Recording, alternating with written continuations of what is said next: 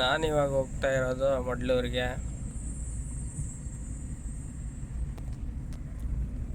Hi friends, ನಾನಿವಾಗ ಹೋಗ್ತಾ ಇರೋದು ನೋಡಿ, ಇದು ನಂದು ಇವತ್ತು ಔಟ್ಫಿಟ್ ಆಗಿದೆ.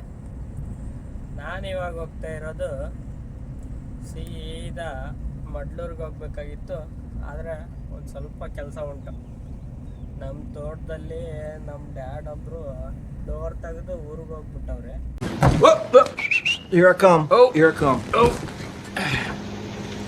ಅದಕ್ಕೆ ಅಂತಲೇ ನಾವಿವಾಗ ಡೋರ್ ಕ್ಲೋಸ್ ಮಾಡಿ ಬರೋಕ್ಕೆ ಹೋಗ್ತಾ ಇದ್ದೀನಿ.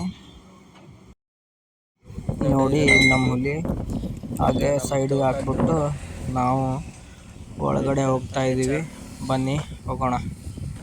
ಇದು ನಮ್ಮ ತೋಟದಲ್ಲಿರೋ ದಾರಿ.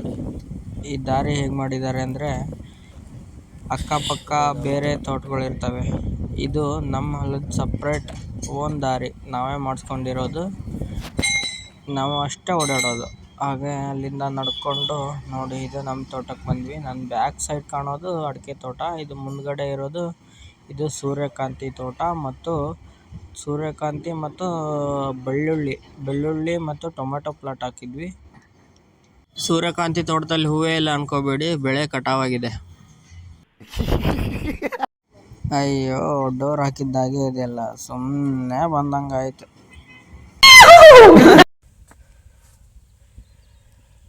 ಇದರಲ್ಲಿ ಬೆಳೆದಿದ್ದು ಸೂರ್ಯಕಾಂತಿ ನೀವೆಲ್ಲ ಯೂಸ್ ಮಾಡ್ತಿರಲ್ಲ, ಸೂರ್ಯಕಾಂತಿ ಎಣ್ಣೆ ಬೇಕು ಅಂತ ನೋಡಿ, ಸೂರ್ಯಕಾಂತಿ ಬೆಳೆದು ಗುಡ್ಡೆ ಹಾಕ್ಬಿಟ್ಟಿದ್ದೀವಿ. ರೈತರಿಗೆ ಸಿಗೋದು ಇದರಲ್ಲಿ 7,000 ರೂಪಾಯಿ ಕ್ವಿಂಟಲ್. ನೋಡಿ, ಇದು 2 ಎಕರೆ ಪಟ್ಟಿ. ಇದರಲ್ಲಿ ಅರ್ಧ ಹಾಕಿದ್ರೂ ಒಂದು 2-3 ಕ್ವಿಂಟಲ್ ಬಂದಿದೆ ಅಷ್ಟೇ. ಉಳಿದಿದ್ದೆಲ್ಲ ಬೆಳ್ಳುಳ್ಳಿ ಹಾಕಿದ್ದೀವಿ. ಇನ್ನೂ ಜಾಸ್ತಿ ಬರ್ತಿತ್ತು, ಬಟ್ ಬೆಳ್ಳುಳ್ಳಿ ಒಂದು ಸೈಡ್ ಪ್ಲಾಟ್ ಮಾಡಿಸಿದ್ವಿ, ಟೊಮೊಟೊ ಪ್ಲಾಟ್. ಹೋಗಿ ಬಂದೆ. ಇವಾಗ ನಮ್ಮ ಹುಲಿ ನೋಡಿ ಹೇಗೆ ನಿಂತ್ಕೊಂಡಿದೆ. ಬನ್ನಿ ವಾಪಸ್ ರಿಟರ್ನ್ ಹೋಗೋಣ. ಇಲ್ಲಿಂದ ಸೀದಾ ಬಿಟ್ಟರೆ ನಾವು ಎಷ್ಟೊತ್ತಿಗೆ ತಲುಪ್ತೀವೋ ಗೊತ್ತಿಲ್ಲ. ಬನ್ನಿ. ಡೋರ್ ಹಾಕೊಂಬರೋಕೆ ಹೇಳಿದ್ರಂತೆ. ಅವ್ರೇನು ಹೇಳಿದ್ರು ಇವ್ರೇನು ಕೇಳಿದ್ರು ಗೊತ್ತಿಲ್ಲ. ನನ್ನಂತರೂ ಕೊನೆಗೆ ಮಂಗ ಮಾಡಿದ್ರು. ನಮ್ಮ ತೋಟ ನಿಮ್ಗೆ ತೋರಿಸಿದ್ನಲ್ಲ, ಅದೇ ನಮ್ಮ ತೋಟ. ಕರೆಕ್ಟಾಗಿ ನೀವು ನೋಡಲಿಲ್ಲ ಅಂದ್ಕೊತೀನಿ, ಮತ್ತು ನೆಕ್ಸ್ಟ್ ಟೈಮ್ ತೋರಿಸ್ತೀನಿ. ಅದರಲ್ಲಿರೋದು ಸೂರ್ಯಕಾಂತಿ ಎಣ್ಣೆ.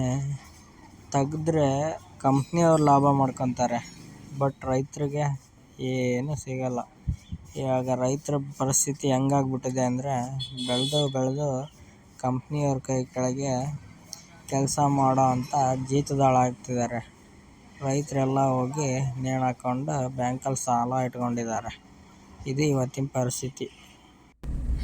ಸಿಸ್ಟಮ್ ಚೇಂಜ್ ಮಾಡ್ಬೇಕಂದ್ರೆ ಎಲ್ಲರೂ ಒಗ್ಗಟ್ಟಾಗಿ ನಿಲ್ಬೇಕು, ಬಟ್ ಸಿಸ್ಟಮ್ ಚೇಂಜ್ ಮಾಡೋಕ್ಕೆ ಎಲ್ಲರೂ ಒಗ್ಗಟ್ಟಾಗಿರೋಕ್ಕೆ ಸಾಧ್ಯ ಇಲ್ಲ ಅಂತ ಎಲ್ಲರೂ ಹಿಂಜರಿತಾರೆ. ಇರಲಿ, ಬಿಟ್ಟಾಕಿ, ಆ ವಿಷಯ ಹಂಗಿರಲಿ. ಹೇಳ್ತಾ ಹೋದರೆ ರೈತರ ಪರಿಸ್ಥಿತಿ ಇವತ್ತಿಗೆ ಮುಗಿಯಲ್ಲ ಅಂದ್ಕೊತೀನಿ. ಯಾಕಂದರೆ ಬೆಳೆದಿರೋ ಬೆಳೆ, ಮಳೆ, ಇದಕ್ಕೆಲ್ಲ ಕೈ ಸಿಗೋದು ಅಷ್ಟೇ ಕಷ್ಟ ಆಗಿದೆ. ನೆಕ್ಸ್ಟ್ ಟಾಪಿಕಲ್ಲಿ ನಾನು ಮತ್ತೆ ಆ ಟಾಪಿಕ್ನ ತೊಗೊಂಡು ಹೋಗ್ತೀನಿ. ಇವಾಗ ನಾವು ಹೊರಟಿರೋದು ಎಲ್ಲಿಗೆ, ಬನ್ನಿ ಹೋಗೋಣ ಅಲ್ಲಿಗೆ.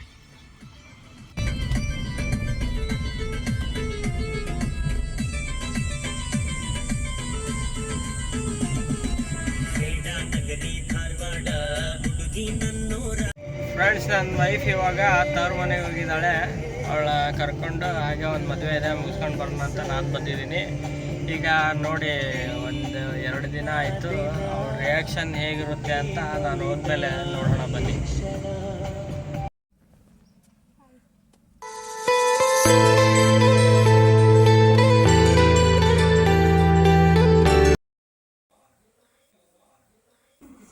ಬರುವಾಗ ಗ್ರೀನ್ ಟೀ ಪ್ಯಾಕೆಟ್ ನಾನು ತೊಗೊಂಡು ಬಂದಿದ್ದೆ.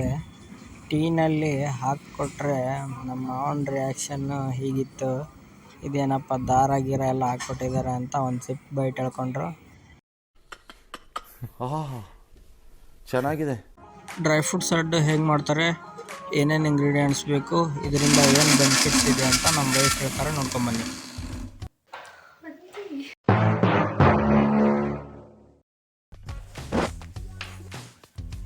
ನೋಡಿ, ಇದು ಡ್ರೈ ಫ್ರೂಟ್ಸ್, ಬಾದಾಮಿ, ವಾಲ್ನಟ್ ಕಟ್ ಮಾಡ್ತಾ ಇದ್ದಾಳೆ.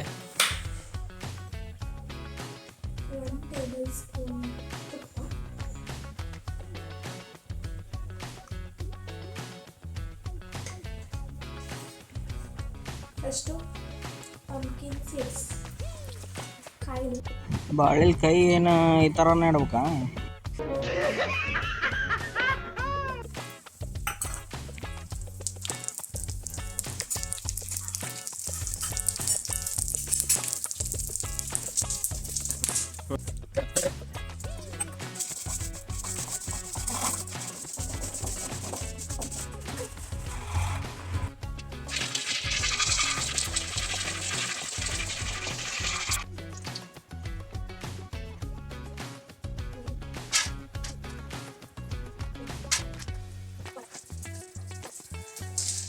ಸಪ್ರೇಟಾಗಿ ಹೊರ್ಕೋಬೋದು. ನಾನು ಒಟ್ಟಿಗೆ ಹಾಕೋತೀನಿ.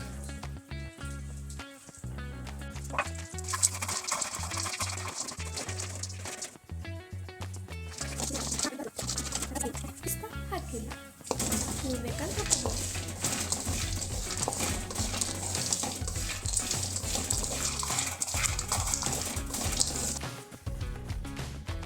ದ್ರಾಕ್ಷಿ,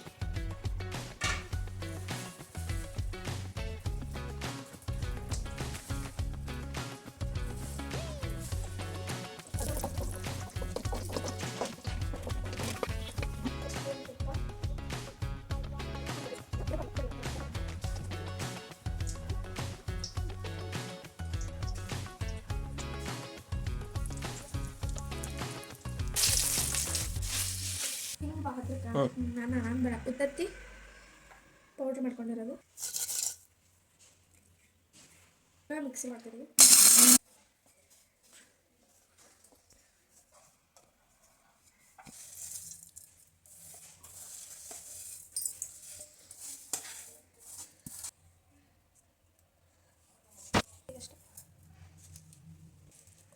ಏಲಕ್ಕಿ ಹಾಕ್ತಿದ್ದೀವಿ.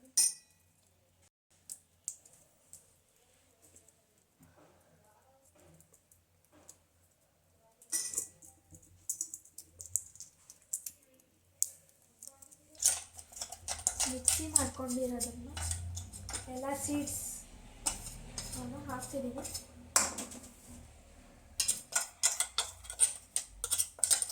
ಇರೋ ಡ್ರೈ ಫ್ರೂಟ್ಸ್ ಎಲ್ಲ ಹಾಕ್ತಿದ್ದೀವಿ.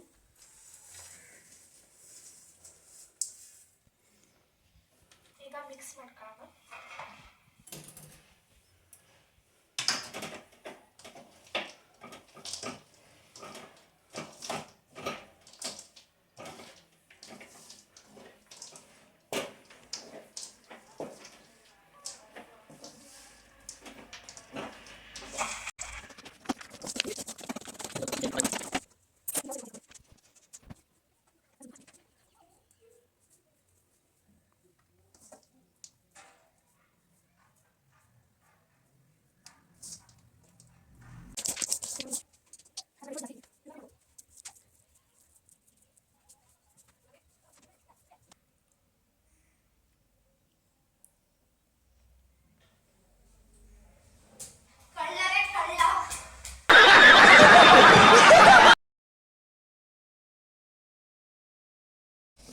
ಇದು ಡ್ರೈ ಫ್ರೂಟ್ಸ್ ಲಾಡು.